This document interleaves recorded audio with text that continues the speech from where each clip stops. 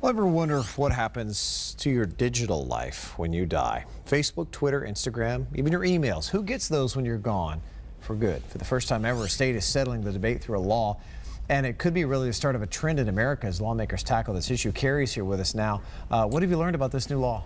Well, it's not something you really want to think about too often, but it's reality. We're all going to die someday, and these days when you die, you leave behind an enormous online footprint. Well, there's now a new law in Delaware called the Fiduciary Access to Digital Assets and Digital Accounts Act. It gives permanent access to your digital life to those who handle your assets when you die, just as they would assume control of everything else you leave behind. It's a big victory for lawyers out there who have been pushing for this kind of legislation and fighting some of the world's biggest social media companies over this issue. They've always maintained that denying a family's access to that kind of stuff is wrong. There have even been several lawsuits against Facebook over this.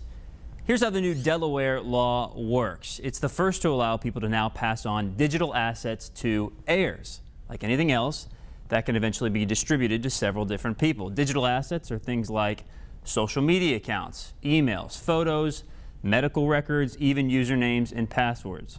It also includes things like artwork, music, or merchandise, things that have for sale value but live only online. And again, this is only if you die in Delaware.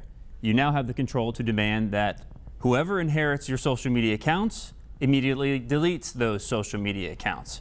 Here in Florida, there is no such law, so at least as it relates to what happens to your social media accounts, it depends on the terms of service with each individual company. With Facebook, for instance, giving your password away to anyone, even your spouse, technically is forbidden. When you die, instead of deleting your page, Facebook creates what it calls a memorial page. And unless anyone has your password information before you pass away, legally, they cannot do anything about it. This law in Delaware changes that. Mark? Very interesting, Carrie. I'm sure there will be many more to follow. Yep. Thanks.